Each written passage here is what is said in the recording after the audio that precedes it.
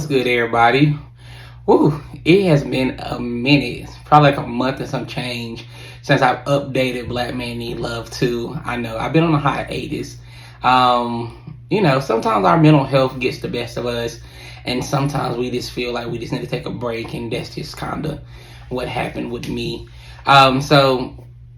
Life happens as Black men, life happens. And so often we kind of keep pushing ourselves, trying to say, hey, we can kind of persevere, push our way through.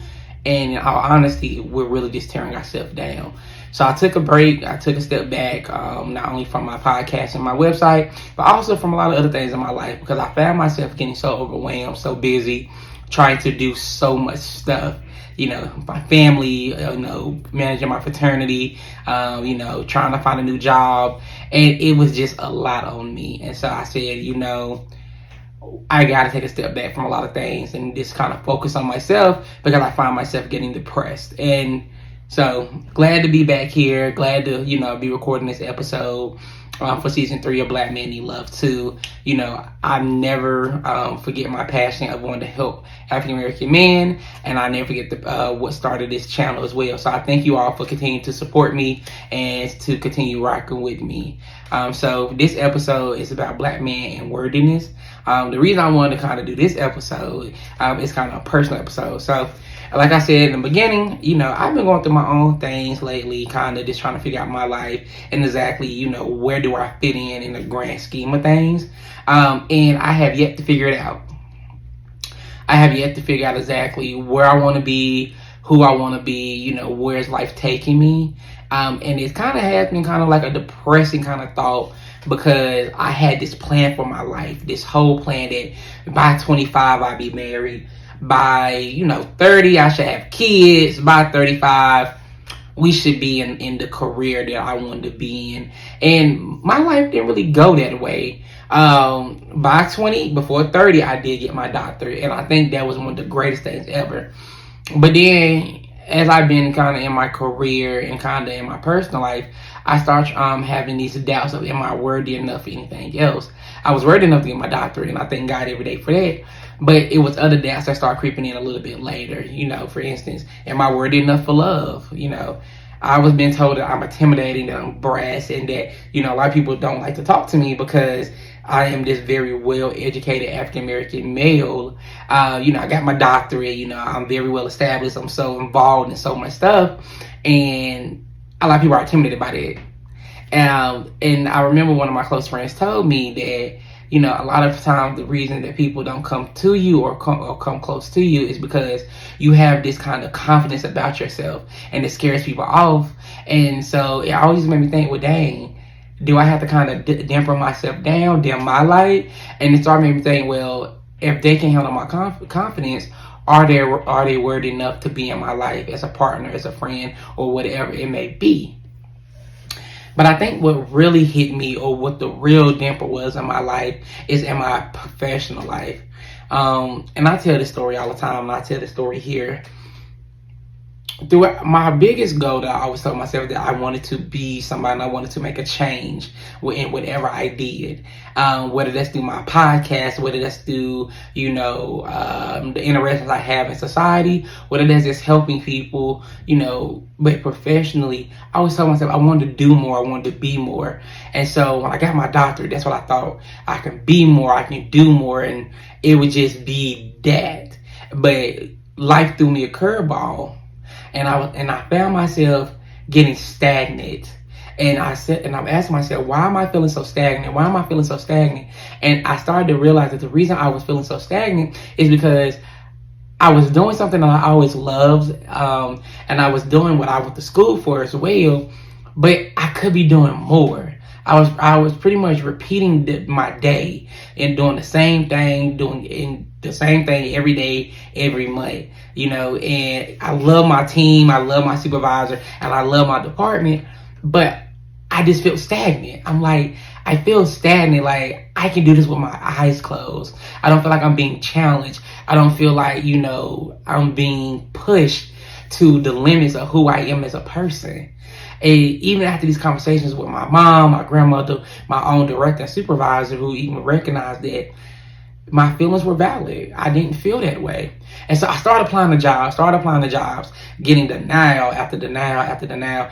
After my 40th rejection from jobs that I was applying for, and they were in my field as a social worker or in behavior or in therapy. They were in my field, higher education. And that was just for one agency. Over 40 applications denied, no interviews. For my main job, over 30-some applications, 2 interviews, nothing else. Other agencies, no interviews. And these are all in my field, and I'm just getting no. And I'm thinking, is something wrong with me? Am I not worthy enough? And, am I not the person that they want? Or what is going on? I never had a problem securing a job interview. And now I'm at this place where I'm like, I'm not getting job interviews, or if I'm getting job interviews, that's it. I'm just getting the interviews. I'm not getting anything else. Nothing, I'm not getting an offer. I'm not even getting a second runner up. It's just we have one more qualified candidates. In my head, who's more qualified than me? And that's just me because I'm confident in myself, but I have a doctorate. I have all these years of experience. Who's more more qualified than me? And so it started making me feel like I wasn't worthy of anything in life. That God was punishing me for something that I had no idea what I had did. And it made me depressed. It made me take a step back and kind of look at my life like, what exactly am I doing if I can't even get a job in the field that I love, that I've been doing for over the last 8 years? And that really hit home for me. And it got me start thinking and talking to my other brothers that I'm not the only black man who's been experiencing this. I've been experiencing these moments of not feeling worthy enough. One of my close friends applying to jobs, not getting anything, feeling like he's not worthy of these jobs. One of my friends not feeling worthy in his relationship. One of my close friends not feeling worthy in his family. One of my friends feeling like he's not even worthy to be alive. And I started wondering, what is this going on? Why are we as black men starting to experience these feelings of not feeling worthy? And I think I realized that it comes from that as black men, we so often have been looked at to be the ones who provide for people to lean on. And then when we no longer are in that space or in that position, and we're just by ourselves and we don't have anything to do, or nobody needs to lean on us, we don't have anything to lead, we start feeling unworthy, because that means that nobody sees our strength or nobody believes in our strength. And we have that ideology that, well, if I'm a man, and especially a black man, that if nobody wants to look my way, hire me, lean on me, then that must mean that I'm not worthy enough. That there's something about me that says that I'm not worth the effort. I'm not worth the time. I'm not worth the training. I'm not worth the job. And I had those exact same feelings too. And even recently, I got denied for a job that I really wanted. It was in my field. I loved it. And it wasn't even about the money. It was about me having the chance to change and transition, but continue to work with people. And when I got that denial, I cried. And it was odd because for a job, and I studied for this job, I read over everything, I prepped myself, I redid my resume, and I didn't make it to the second round of interviews. And I cried because it drove home that feeling of, I'm just not worthy enough. I'm just not. But my director, when I told him about this, he said something to me, and it's something I never thought about. And so he said to me, I wrote a sermon a long time ago, and the sermon title was, "What do we do when heaven is quiet and our prayers go unanswered?" And I follow with, be still and know that I am God. And we sit there and talk about how so often that we as black men, that we want to move, whether it's professionally, it's personally, it's on our family, our love life, that we want to move, we want to go, we want to feel worthy of everything that life gives us. And when we no longer are given those opportunities, or we no longer have these opportunities, right? What do we do? Where do we go? How do we continue to let ourselves know that we are worthy of love, that we are worthy of any job that takes us, that we are worthy of our family, that we are worthy to be alive? And when he said, and I really had to really think about what he said. What do we do when heaven is quiet and our prayers go unanswered? And what do we do when we do not know where we go from there? And my favorite Bible verse is, "Be still and know that I am God." And that struck me because I was so busy thinking about other people that I started to diminish my own self and my own light. I started to tell myself that I am not worthy of anything. I'm not worthy of love. I'm not worthy of a job. I'm just not worthy. But just from that one conversation with an older black man, he instilled in me, he reminded me that I've always have a light inside of me, that I'm worthy of anything that God puts in my life. But sometimes I have to lean back on not lean on my own understanding, which I'm sure you all heard, but I have to lean back. And I have to tell myself that whatever is for me is for me, and it will be worthy of me. My director said something to me as well yesterday, and he said to me, "I hear you, I see you, and I thank you." From one black man to another black man, I know exactly what you are worthy of. I know exactly what you are capable of, and I know exactly what you can do.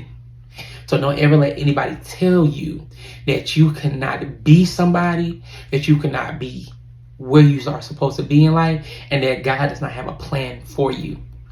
And that right there let me know that these self-doubts that I've been having in my mind, these feelings of not feeling worthy, it was nothing but the devil trying to take me out.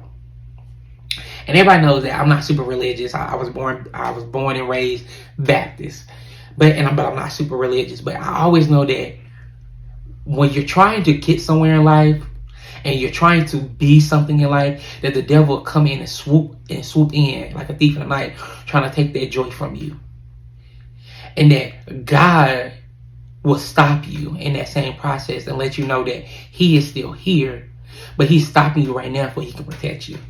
And just from that conversation, it reaffirmed that I'm where I'm supposed to be right now. I'm in the career that I'm supposed to be. I'm in the job I'm supposed to be. And that my time is not yet done. And though I may feel stagnant, though I may feel like that there is more that I could be doing, there's more that I want to be doing outside what I'm already doing in life, that there's a reason why I am now. And I am worthy, to be here. And that I am happy to be here. Because I know that somebody sees me, somebody hears me, and somebody understands that though I am not where I fully want to be, I'm where God has placed me to be. And as black men, I think we need to often understand that as well, is that we are going to have those moments of doubt. We're going to always have those moments of not feeling worthy. We're always going to have those moments of saying to ourselves, what do I do? Where do I go from here?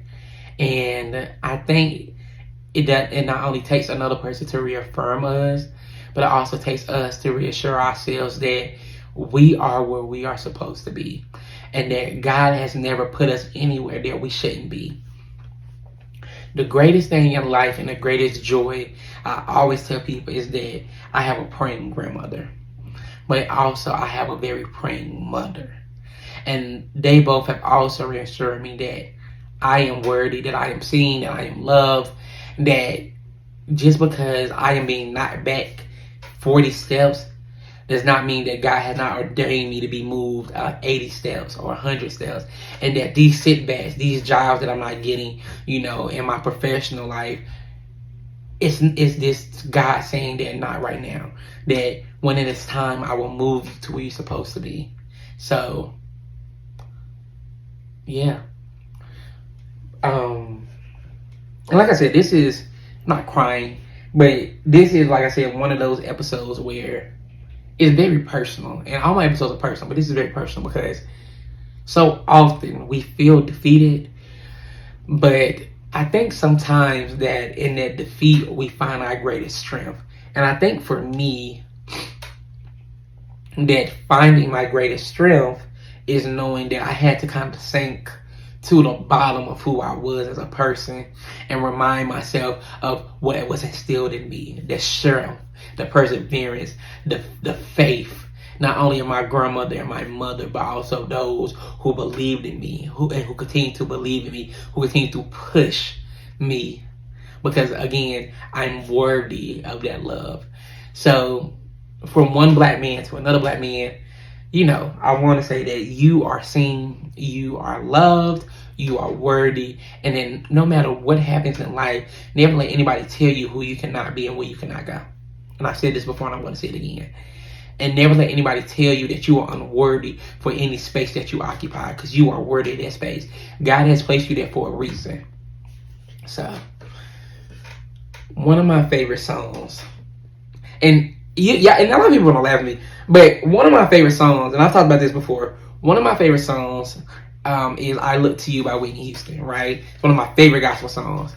But I have another song that I often listen to when I have these moments. And I laugh so often that this is one of those songs that move me. But every time I hear it, I kind of say to myself, that's it. That's right there. That reminds me. And that is I'm Here by From the Color Purple, Fantasia's version. No beef against Cynthia Erivo, love you, but I like Fantasia's version. I like the emotion that she emotes when she's singing it, and I like the lyrics to it as well. And so, if you ever feel down and out, or you ever feel like that you're not worthy of something, listen to I'm Here from the Color Purple, the Fantasia version. And let me tell you why, because Fantasia says in that thing that I don't need you to love me, right? And she says, I don't need you to love me. I don't have my sister. She may not be here, but I know she still loves me, right? She says, I got my house and it still keeps the cold out. And I got my chair when my body can't hold out, right? And she's saying these affirmations that she knows that all the stuff that she has right now may not be good, but it still serves a purpose, okay? It still serves a purpose. And she says that I'm here, right? And that's what I want to bring home is that I'm here. And that you are still here, that you are still worthy, and that nothing can stop you. No matter what you're going through, whether you're feeling tired, you have weirdness in your bones, you feel like that you can't keep moving, that you are still here. Another song that I really love, and it's so interesting, my music choices all over the place. Rascal Flatts, God Bless the Broken Rose, right? One of my favorite country songs outside of Reba, because I love me some Reba McEntire, and I love me some Daltrey. But Rascal Flatts, Broken Road, one of my favorite country songs, and I love the lyrics in it. And so those three songs have always got me through it. But Fantasia, I'm Still Here, and Rascal Flatts, God Bless the Broken Road have gotten me through these moments of not feeling worthy. So those are just three of my suggestions. They'll also be listed on my website as well, because I always love giving y'all good music and music that I love. So to wrap this episode up, I thank y'all for continuing to stick with me. I thank y'all for allowing me the time and the space to kind of find myself again. Black Man Need Love Too was born out of not only a necessity, but also out of my love for myself as a black man, but also my love for my fellow African American brothers as well, who are also going through the same things I have gone through. And though I may have taken a break from it, like I said, I never left the purpose behind of why I started this channel. And so I hope that you all continue to follow us in season 3. Season 3 episodes will be back on track. Season 4 will be released coming in May, early May, probably late May, just depending. But I'm going to say early May for now, as we continue to wrap up season 3. Like I said, this episode was a month and some change overdue, but I needed time to find myself. So give yourself grace. Give yourself time to find who you are. Know that you are worthy. Always remember that you are seen, that you are loved, that you are heard. if you know a black man in your life, hug him, kiss him, give him a handshake, whatever you need to do, but just remind him that he's worthy and that life is better with him in it every day. So from one black man to another, I love you all. I will see you all again in our next episode. I hope that this episode and my personal experience really does touch you. Make sure you like, share, comment, and I'll see you all again. Until the end, know that you are loved and be loved. I'll see y'all later. Take a deep breath. I'm gonna hold my head up. I'm gonna put my shoulders back and look you straight in the eye. Gonna find somebody when they walk by. I'm gonna sing out, sing.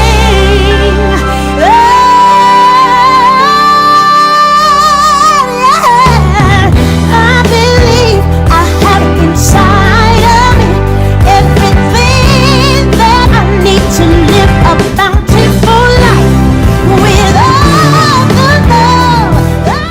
But most of all, I'm thankful for loving who I really am. I'm beautiful.